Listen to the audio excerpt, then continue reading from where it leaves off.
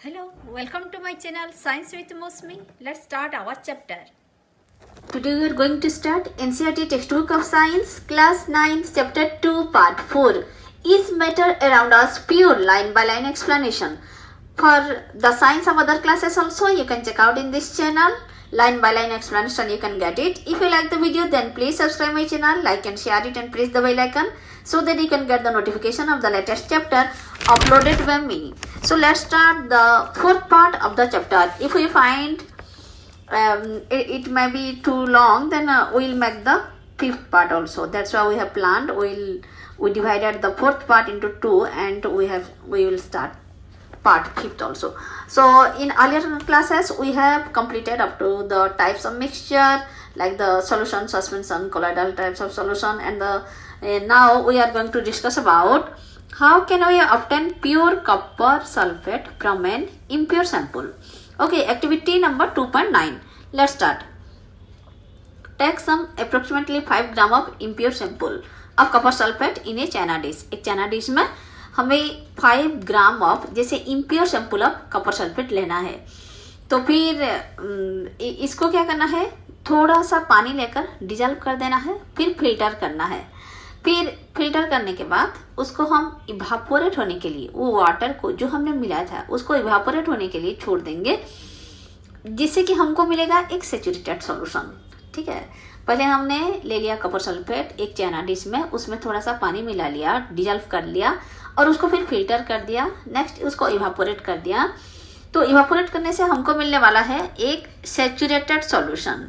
ठीक है, तो फिर सैचुरेटेड सॉल्यूशन मिलने से क्या होगा, cover the solution with A filter paper.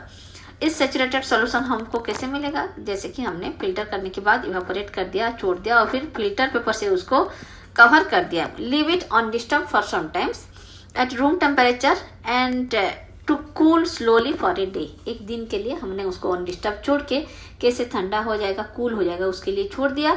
इससे हमको मिल जाएगा crystals of copper sulphate in the चना डिश. हम देखेंगे कि आफ्टर 24 आवर्स कि क्रिस्टल्स ऑफ कॉपर सल्फेट का क्रिस्टल इसमें पूरा जमा होकर है. जैसे आप चीनी का शुगर सिरप बनाते हैं गुलाब जामुन बनाने के लिए, तो फिर अगर आप उसको छोड़ देंगे कूल होने के लिए और वो बहुत ही सैचुरेटेड सॉल्यूशन जैसा है, उसका भी इसे क्रिस्टल बन सकता है.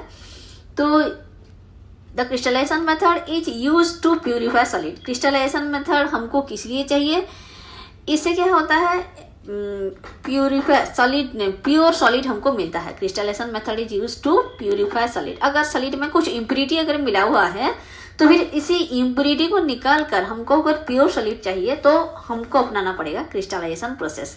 तो फिर देखते हैं ये हम कहाँ पर अपना डे टू डे लाइफ में हम इम्प्लॉय कर पाएंगे. आपको पता है कि सी वाटर से हमको सॉल्ट कैसे मिलता है, इवापोरेशन से मिलता है. पर इसमें जब ये इवापोरेशन से सेलो पिट में निकाला जाता है सी वाटर को, और फिर कुछ ही दिन बाद उसका वाटरी पार्ट चला जाता है, वो सॉल्ट रह जाता है. ये इवापोरेशन प्रोसेस में हमको जो सॉल्ट मिलता है उसमें बहुत सारे इम्प्योरिटीज होते हैं. तो जो हम खा रहे हैं सॉल्ट हमको तो चाहिए पूरा प्योर. तो फिर इसके लिए हमको निकालना पड़ेगा इम्प्योरिटी.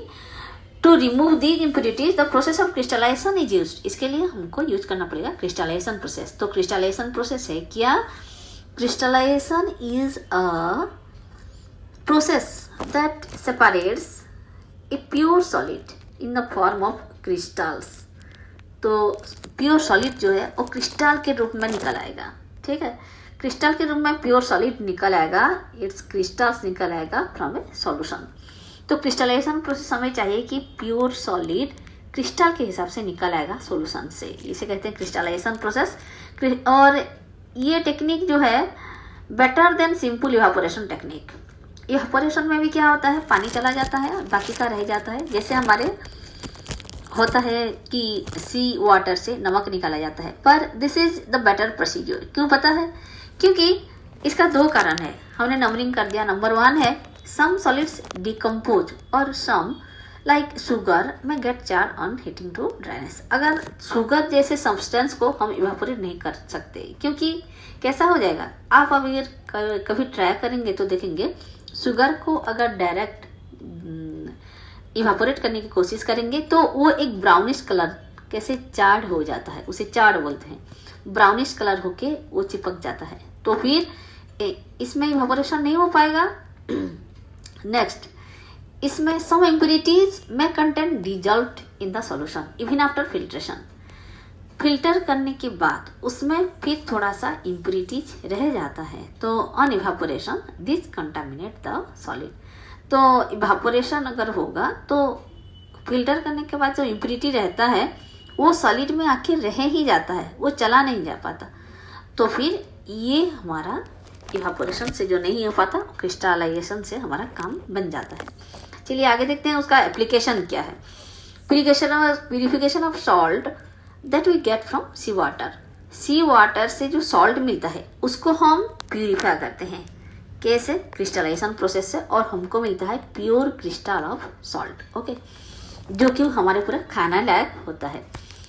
और सेकंड है separation of crystals of Alam that is the फिटकरी फ्रॉम इम्प्योर सैंपल। पहले ये क्रिस्टल ऑफ आलम जो होता है, जिसे हम फिटकरी के नाम से जानते हैं, तो फिर ये इम्प्योर होके रहता है। तो फिर अगर हमको प्योर क्रिस्टल चाहिए तो हमें अपनाना पड़ेगा crystallisation. Thus, by choosing one of the above methods, according to the nature of the component of a mixture, तो फिर किस प्रकार का ये मिक्सचर का जो नेचर कैसा है, इसी हिसाब से हमको अपनाना पड़ेगा। कौन सा प्रोसीजर वो हमको डिसाइड करना पड़ेगा। We get a pure substance. With advancement in technology, many more methods of separation techniques have been devised. आजकल बहुत सारे नए नए methods of separation technique भी निकल आया है। In cities drinking water is supplied from water works. Cities में पानी कैसे सप्लाई होता है, अगले पेज में हमको एक डायग्राम दिखाया गया है, इसी के माध्यम से हम आपको बता देते हैं। तो फिर ये इसमें कितने सारे स्टेप्स होता है। ए flow diagram of typical water works is shown in figure 2.13। चलिए 2.13 को चलते हैं हम।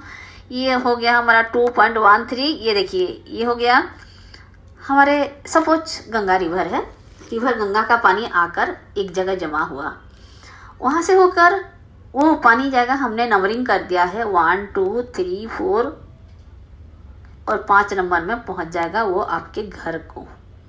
5 नंबर में वो पहुँच जाएगा अपने घर को। तो फिर जैसे ही गंगा का पानी आकर हमारी प्लांट में, वाटर प्लांट में एक जगह हमने इकट्ठा किया, एक बड़ा सा टंकी में जो कि थोड़ा ऊंचाई पर रहेगा। फिर हमने ये नंबर 1 पर लाए उसको, नंबर 1 पे हमने इसको सेटल होने के छोड़ दिया, जिसमें सारे सॉलिड पार्टिकल्स नीचे सेटल हो जाएंगे जो कि हेवी है। तो ऊपर क्या रह जाएगा, नीचे रह जाएगा सारे हेवी पार्टिकल्स जो कि मिट्टी वगैरह, ये सारे सेटल हो जाएगा, ऊपर रहेगा सिर्फ पानी। अब ये पानी चला जाएगा हमारी नेक्स्ट नंबर 2 पर आ जाएगा। नंबर 2 पर आएगा ये पानी। उसमें क्या होगा, जो उसमें सस्पेंडेड होके है, यानी कि ऊपर में जो लाइट वेट वाला सस्पेंडेड होके उसमें है, उसको हमको क्या करना है, सेडिमेंट करना है। तो फिर ये है हमारे लोडिंग टैंक। फर्स्ट वाला हो गया हमारा सेडिमेंटेशन टैंक, सेकंड हो गया हमारा लोडिंग टैंक। इसमें जो सस्पेंडेड पार्टिकल है उसी को सेडिमेंट किया जाएगा। किसको, सस्पेंडेड पार्टिकल को, यानी कि जो उसमें लाइट वेट वाला जो ऊपर में फ्लोट कर रहा है वही सारे सेडिमेंट होगा। फिर ये पानी आ जाएगा हमारी तीसरी फिल्ट्रेशन टैंक को आ जाएगा। अब यहाँ पर आ जाइए, तो फिर इसमें ऊपर पानी होगा। नेक्स्ट होगा फाइन ग्रेवल। पानी तो ऊपर रह गया, ये सारा पानी है। इसके बाद हमारा आ जाएगा ये फाइन ग्रेवल, फाइन सैंड, यानी कि सैंड रेत का कण आपको पता है बहुत फाइन होता है। उसके नीचे रहेगा हमारी ग्रेवल, यानी कि छोटा पत्थर, और इसके नीचे रहेगा हमारी कोर्स ग्रेवल, यानी कि और थोड़ा बड़ा पत्थर। तो फिर इस हिसाब से पानी को फिल्टर किया जाएगा और फिर निचली हिसाब से ये पानी चला जाएगा हमारे ये टैंक पर, चौथे जगह पर। यहाँ पर पानी हमको फिल्टर होके आ गया, यहाँ हमको केमिकली उसको डिसइंफेक्टेंट करना है, यानी कि उसका पूरा डिसइंफेक्टेंट होना है, वो पूरा शुद्ध पानी बनाना है। कैसे, केमिकली उसमें क्लोरीनेशन करना है, क्लोरीन का टेबलेट डाल के, ये भी एक प्रोसीजर है। तो फिर उसमें से सारे जर्म्स मर जाएंगे, वो हो गया हमारा पूरा पीने लायक। अब वो पहुंच गया सीधे हमारे घर के बेसिन में, टैप खोलो और पानी हाजिर। तो फिर ऐसे ही होता है हमारे सिटी में वाटर सप्लाई। आइए देखते हैं फिजिकल एंड केमिकल चेंज। तो फिजिकल एंड केमिकल चेंज क्या है? फिजिकल मतलब फिजिकल चेंजेस वही है। पहले हम जान लेते हैं फिजिकल प्रॉपर्टी क्या है। फिजिकल प्रॉपर्टी क्या है? किसी भी वस्तु का, किसी भी चीज़ का, उसको छू के, देख के, सूंघ के और उसके यानी कि without going for any chemical reaction, कुछ भी केमिकल रिएक्शन नहीं होगा, उसको देख के, छू के, चख के, उसका स्मेल से जो हम कुछ लगा सकते हैं, उसका अनुमान लगा सकते हैं, वो सारे हो गया उसका फिजिकल प्रॉपर्टी। जैसे in the previous class chapter we have learned about a few physical properties of matter, the properties that can be observed and specified, like जैसे कलर, उसका कलर कैसा, इसका हार्डनेस यानी कि कितना हार्ड है, कितना सॉफ्ट, ये इसका हार्डनेस यानी कि वो अच्छा वाला पानी है कि कैसा वाला पानी है, हार्ड है। तो फिर जो ज़्यादा हार्ड वाटर होगा तो फिर कैसे होगा, उसके हमारे पीने लायक नहीं रहता ना वो। फिर रिजिडिटी, वो कितना स्टेबल है। फिर हमारा फ्लूइडिटी, वो कितना फ्लो कर पाता है, जैसे लिक्विड हो गया तो उसका फ्लूइडिटी रहता है। डेंसिटी, वो कितना गाढ़ा है। उसका मेल्टिंग पॉइंट, उसका बॉइलिंग पॉइंट, ये सब तो हमने पढ़ चुके। ये सारे आ जाएंगे हमारे फिजिकल प्रॉपर्टी में। इसके लिए हमको लेबोरेटरी जाना नहीं पड़ेगा और इसमें कुछ केमिकल चेंजेस नहीं होगा, इनके केमिकल कंपोजिशन में कुछ चेंजेस नहीं होगा। ये सिर्फ हम देख के, सूंघ के, छू के जो कि हम कर सकते हैं, जो ये हो गया हमारा physical property. The interconversion of states in a physical change, the interconversion of states is a physical change. जैसे हमारे सॉलिड से लिक्विड हो गया, चेंज किया गया, यानी कि आइस था उसको वाटर बना दिया गया, वाटर था उसको वाटर वेपर बना दिया गया है। इसी चेंज को हम फिजिकल चेंज, हेलो, तो फिर ये हो the interconversion of state is a physical change, because ये फिजिकली सिर्फ अपना स्टेट चेंज किया, इसमें कुछ केमिकल चेंजेस नहीं हुआ। आइस में जो आइस का जो केमिकल कंपोजिशन है वही कंपोजिशन है हमारे वाटर का भी और वही है हमारे वाटर वेपर का भी। तो फिर इसको फिजिकल चेंज क्यों कहेंगे? Because these changes occur without a change in composition and no change in the chemical nature. इसका कंपोजिशन में चेंज नहीं और केमिकल नेचर में भी चेंज नहीं होगा, इसीलिए इसको हम कहेंगे फिजिकल चेंज। इसका अपोजिट होता है केमिकल चेंज, वो हम अगले पेज में पढ़ने वाले हैं। तो although ice, water and water vapor all look different and display different physical property, they are chemically the same। अगर चाहे वो आइस हो, पानी हो या फिर वाटर वेपर हो, वो केमिकली सेम ही होते हैं। Both water and cooking oil are liquid but their chemical characteristics are different. देखिए ये सॉलिड, लिक्विड, गैस होकर भी सेम फिजिकल प्रॉपर्टी देंगे क्योंकि ये केमिकली सेम इन नेचर। पर अगर देखा जाए कुकिंग ऑयल ले लिया आपने और वाटर ले लिए तो फिर आप सोचेंगे कि दोनों तो लिक्विड है, दोनों सेम सेम होंगे, पर ऐसा नहीं है। कैसा होगा चलिए देखते हैं अगले पेज में। The chemical characteristics are different, इनका केमिकल नेचर जो है वो अलग अलग रहेगा।